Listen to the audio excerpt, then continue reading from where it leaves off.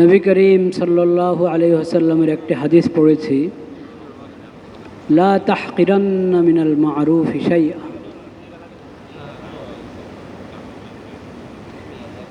কোনো নেক কাজকে, কোনো নেক আমলকে তুমি খাটো করে দেখবে না।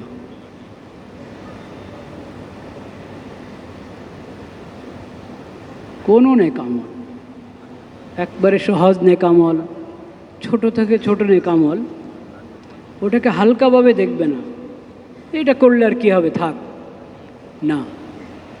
বরং যেই কোনো নেক আমলের তুমি সুযোগ পেলে, একবারে সহজ থেকে সহজ হোক এবং ছোট থেকে ছোট হোক, সামান্য থেকে সামান্য হোক, নেক আমল যদি হয়, ওই সুযোগ হাতছাড়া করবে না, ওই নেক আমলটা করবে।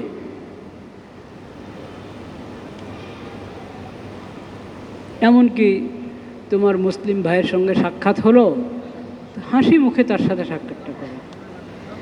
একবারই চেহারা ভারী করে থাকলা, দেখতেও বেচারা ভয় পেতে পারে বা মনটা তার খারাপ হতে পারে। প্রফুল্ল চেহারায় সাক্ষাৎ করো, দেখা হলো, সালাম হলো, কেমন আছেন, তো একবারে মুখ ভাগ্র করে সালামের উত্তর দিলা মাথা নেড়ে, তার প্রশ্নের উত্তর দিলা মাথা নেড়ে, এটা সুন্দর আচরণ না।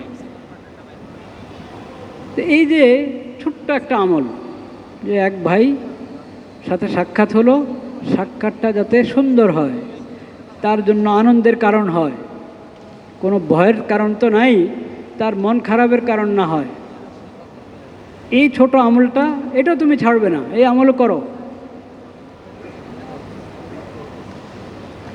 এরকম নবী করিম সাল্লাল্লাহু আলাইহি ওয়াসাল্লাম এক একটা আমল করে দেখিয়েছেন, যেগুলোকে আমরা হালকা মনে করি এবং তেমন গুরুত্ব দিই না।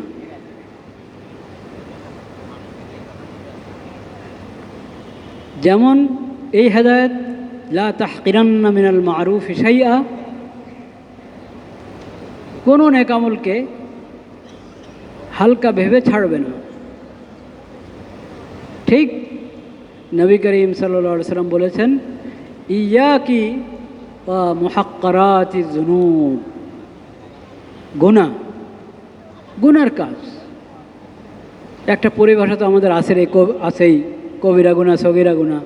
সগীরা গুনাহ মানে ছোট গুনাহ, তো ছোট গুনাহ আর কি সমস্যা, হয়ে গেল। নবী করিম সাল্লাল্লাহু আলাইহি ওয়াসাল্লাম বলেছেন, যে গুনাহগুলোকে মানুষ ছোট মনে করে, হালকা মনে করে, আর এই কারণে ওগুলো থেকে বাঁচার চেষ্টা করে না, খবরদার তুমি এমন করবে না। গুনাহ ছোট হলেও করব না, নেক আমল ছোট হলেও ছাড়ব না, এটা হলো শরীয়তের শিক্ষা।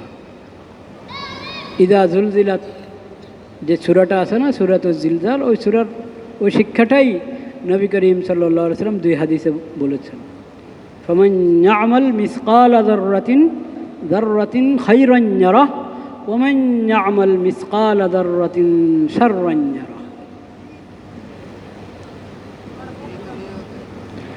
অনেক নেক আমল আছে, আমরা মনে করি এটা তো একটা সামাজিক কাজ, জাগতিক প্রয়োজনে এই কাজটা আমরা করি, অথচ এটা হাদিসে উৎসাহ দেওয়া হয়েছে এই কাজের। নেক আমল, ওটার উপরে সওয়াব আছে। একটা তো জাগতিক বৈধ যে কোনো কাজ আমি যদি ভালো নিয়তে, সুন্দর নিয়তে করি, সেটা তো আল্লাহ সওয়াব দান করবেন। কিন্তু কিছু কাজ এমন, যেগুলোকে আমরা শুধু বৈষয়িক কাজ মনে করি, নিজেদের প্রয়োজনের কাজ মনে করি, অথচ হাদিস শরীফে ওসব কাজের ব্যাপারে উৎসাহ দেওয়া হয়েছে, ওগুলোর সওয়াব বর্ণনা করা হয়েছে, কিন্তু আমাদের তেমন খুব চর্চা নাই, অনেকে ওগুলোর ব্যাপারে বেখবর।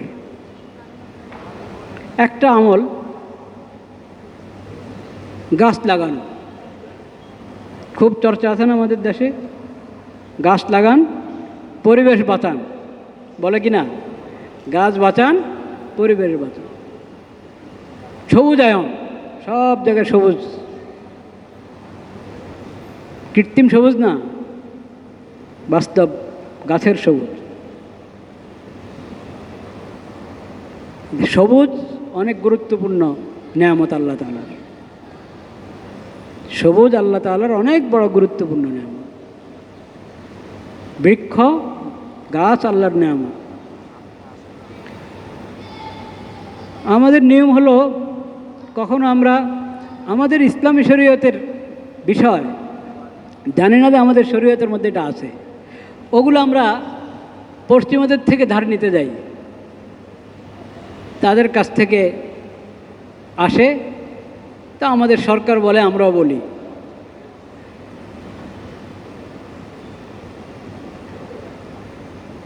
আর যদি টের পাওয়া গেল যে আচ্ছা এই ব্যাপারে কোনো হাদিস আছে, তো হুজুরদেরকে এই বিষয়ে হাদিসটা শোনায় দেন মুসল্লিদেরকে। চিঠি আসে খতিবদের কাছে বিভিন্ন মসজিদে, সব মসজিদে আসে কিনা আমি জানি না, বিভিন্ন মসজিদে খতিবদের কাছে বিভিন্ন প্রসঙ্গে চিঠি আসে, সিটি কর্পোরেশনের কাছ থেকে, ইসলামিক ফাউন্ডেশনের কাছ থেকে, বিভিন্ন মন্ত্রণালয় থেকে বিভিন্ন প্রসঙ্গে চিঠি আসে, হুজুর এই ব্যাপারে একটু মুসল্লিদেরকে বলবেন। খুব ভালো এটা, কিন্তু এই চিঠিগুলো সব প্রসঙ্গে আসা দরকার। বর্ষার মৌসুম, এখন গাছ লাগানো দরকার, এই ব্যাপারে একটু উৎসাহ দিয়ে দেন মানুষকে গাছ লাগানোর জন্য, ভালো কথা। তো এরকম প্রসঙ্গ তো অনেক আছে, ওইসব প্রসঙ্গের ব্যাপারে যদি চিঠি আসতো যে এই বিষয়ে একটু বলেন, হুজুর আমাদের রোডঘাট ছবিতে ভরা, অশ্লীল ছবিতে ভরা, এই বিষয়ে কিছু বলেন, ওই চিঠি আসবে না, ওই চিঠি আসবে না। হুজুর সুদ হারাম, এই বিষয়ে একটু বলেন মুসল্লিদেরকে, ঘুষ হারাম, এই বিষয়ে বলেন একটু মুসল্লিদেরকে, ওসব চিঠি আসবে না। ন্যায় বিচার ফরজ এবং শাসন ব্যবস্থা যেটার দ্বারা ইনসাফ প্রতিষ্ঠা হতে পারে, সেটা একমাত্র ইসলামী শরীয়তের মধ্যে আছে। এই বিষয়ে মুসল্লিদেরকে বোঝান, ওই চিঠি আমরা পাইনি এখনো।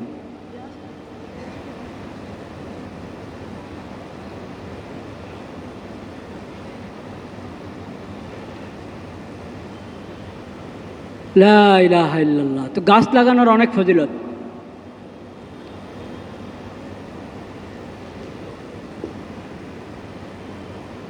আপনারা জানেন, শুনেছেন হাদিসগুলো।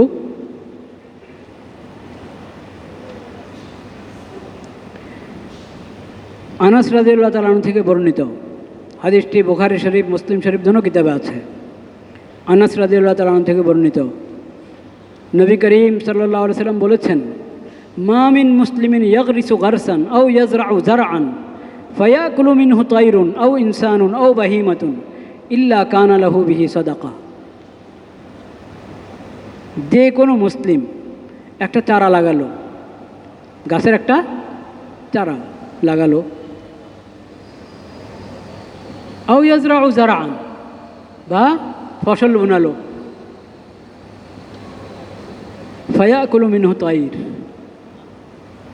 পাখি খেলো, কোনো মানুষ খেলো, কোনো পশু খেলো, এটা তার জন্য সাদাকা হিসাবে লেখা হবে তার আমলনামায়। গাছ লাগিয়েছে, নিজে আম খাবে, নিজে এটার ছায়া ভোগ করবে, কেন ওই গাছে অন্য কেউ ছায়া ভোগ করলো, আল্লাহর কোনো মাখলুক, খালি মানুষ না, এটা তার আমলনামা আল্লাহ লিখে দিবেন সব।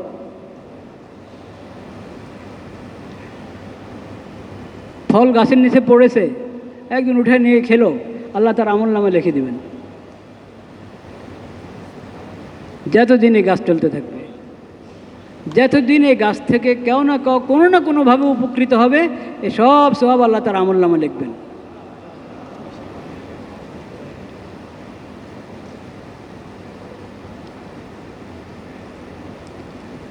জাবের রাদিয়াল্লাহু তাআলা আনহু থেকে বর্ণিত, নবী করিম সাল্লাল্লাহু আলাইহি ওয়াসাল্লাম বলেছেন, মা মিন মুসলিমিন ইয়াগরিসু গারসান ইল্লা কানা মা আকালা মিনহু লাহু সাদাকা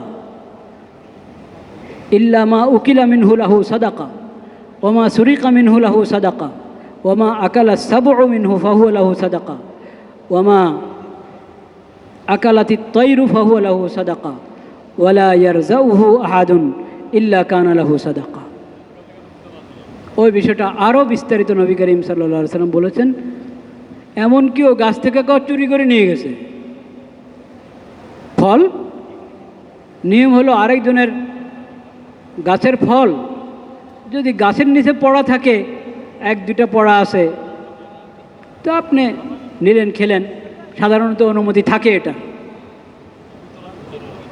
বিশেষ করে রাস্তা যেগুলো লাগানো থাকে বাড়ির পাশে বাইরে পড়ে আম, কিন্তু গাছে উঠে ওখান থেকে নিয়ে যাওয়া এটা তো জায়েজ নেই। ঝুলি ভরে ব্যাগ ভরে নিয়ে যাওয়া আম পাড়া এটা জায়েজ নেই। হ্যাঁ, যদি স্পষ্ট অনুমতি থাকে ভিন্ন কথা, ও জানিয়ে দিয়েছে যে এই গাছ এখান থেকে যেভাবে নিতে পারে না, সেটা ভিন্ন কথা। কিন্তু ওরকম কোনো ঘোষণা না থাকলে আপনি এক দুটা, যেটা সাধারণত মানুষের ওরফ আছে, একটা প্রচলন আছে যে এতটুকু কাউকে কিছু বলে না, আরও খুশি, আচ্ছা উনি নিয়েছে ভালো, উঠা নিয়ে গেছে ভালো, ওটার অনুমতি আছে। ওগুলোও আল্লাহ এই নিয়ত করে নেয়, তারপরেও তার আমল নামায় সৎকা লিখে দেবেন আল্লাহ তাআলা। কিন্তু এই হাদিসে অতিরিক্ত যেটা বলা হলো, কেউ চুরি করে নিয়েছে, ও তো গুনাহগার হবে চুরি করে নেওয়ার কারণে, কিন্তু আল্লাহ তাআলা এই যে এখান থেকে নিয়ে গেল একজন, সেই সওয়াব আল্লাহ তাআলা মানে ওটার জন্য একে আল্লাহ তাআলা সওয়াব দান করবেন। চুরি করানোওয়ালার গুনাহ হবে, কিন্তু আল্লাহ তাআলা গাছওয়ালাকে কি দিবেন? সওয়াব দান করবেন। বলেন সুবহানাল্লাহ।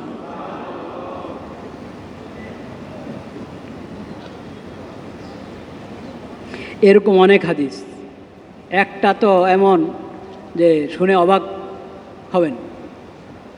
নবী করিম সাল্লাল্লাহু আলাইহি ওয়াসাল্লাম বলেছেন, তুমি একটা গাছের চারা লাগাচ্ছিলে, ইন কামাত আলা আহাদিকুমুল কিয়ামাতু ওয়া ফি ইয়াদিহি ফাসিলাতুন ফালইয়াগরিসহা, মুসনাদ আহমদের মধ্যে হাদিসটি।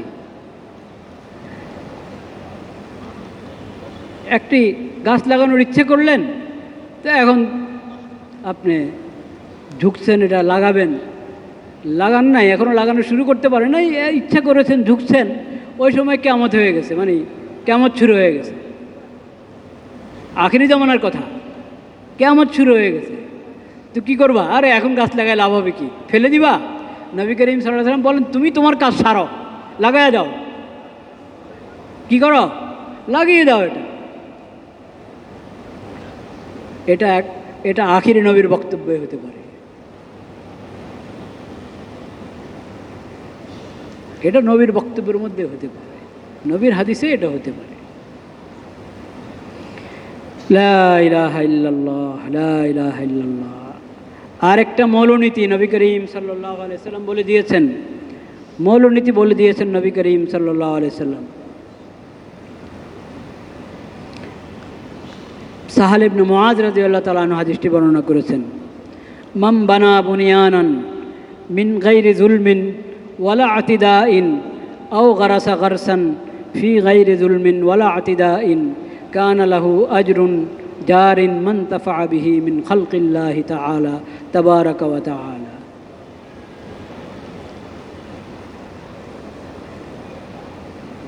কোনো ঘর কাউ বানালো, কোনো ভবন বা কোনো ঘর বানালো, অন্যের উপর জুলুম করে নয়, নাজায়েজ পদ্ধতিতে নয়, নবী করিম সাল্লাল্লাহু আলাইহি ওয়াসাল্লাম বলে দিয়েছেন সাথে, মিন গায়রি যুলমিন ওয়ালা আতিদাইন, কারো উপরে জুলুম করে, মানে অন্যের জায়গা দখল করে ঘর বানালা, তা না। অর্থ যেটা দিয়ে ঘর বানিয়েছ সেটা জুলুমের অর্থ, ওরকম না। হালাল অর্থ দিয়ে হালাল জায়গায় তুমি একটা ঘর বানাইলা, ছোট হোক বড় হোক। একটা গাছ লাগাইলা, ওটাও জুলুম ছাড়া, ন্যায়ভাবে একটা গাছ লাগাইলা। দোনোটা, এই ভবন, ঘর আর এই গাছ যতদিন থাকবে, আল্লাহর যে কোনো মখলুক এটা থেকে উপকৃত হবে, তার জন্য এটা সাদাকায়ে জারিয়া হয়ে থাকবে, সওয়াব চলতেই থাকবে। মুসনাদ আহমদের 15,616 নম্বর হাদিস। আরও আছে হাদিস, আমি এতটুকু বললাম। এতটুক এই যে নবী করিম সাল্লাল্লাহু আলাইহি ওয়াসাল্লামের শিক্ষাগুলো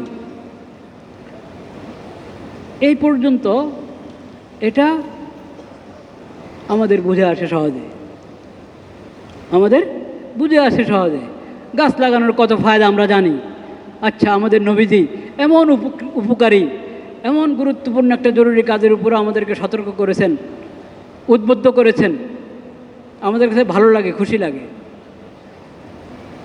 কিন্তু মনে রাখবেন, নবী করিম সাল্লাল্লাহু আলাইহি সাল্লামের শিক্ষা এখানে শেষ না, এখানে শেষ না। নবী করিম সাল্লাল্লাহু আলাইহি সাল্লামের শিক্ষা হলো, তার শিক্ষার মধ্যে পূর্ণতা রয়েছে। তার শিক্ষার মধ্যে এই দিক সেই দিক, ভিতর বাহির, ইহকালীন এবং পরকালীন, এই দুঃখ, এই কি বলে, এই জগৎ আর সেই জগৎ, দিলের জগৎ আর এই জগৎ দুনিয়া, ওই জগৎ আখিরাত, দিলের জগৎ কলব, আর বাইরের জগৎ আমার দেহ। দৃশ্য পরিবেশ, অদৃশ্য পরিবেশ, সব কিছুর ব্যাপারে নবী করিম সাল্লাল্লাহু আলাইহি ওয়াসাল্লামের হাদিসে, নবী করিম সাল্লাল্লাহু আলাইহি ওয়াসাল্লামের সিরতে শিক্ষা রয়েছে। মুমিন সে, মুসলিম সে, যে নবী করিম সাল্লাল্লাহু আলাইহি ওয়াসাল্লামের যাবতীয় শিক্ষাকে গ্রহণ করে। জাগতিক শিক্ষা এবং আখিরাতের শিক্ষা, বাহিরের জগতের শিক্ষা, ভিতরের জগতের শিক্ষা, দৃশ্য জগতের শিক্ষা, অদৃশ্য জগতের শিক্ষা, সকল শিক্ষাকে গ্রহণ করে। সে হলো আসল মুসলিম, প্রকৃত মুসলিম, প্রকৃত মুমিন।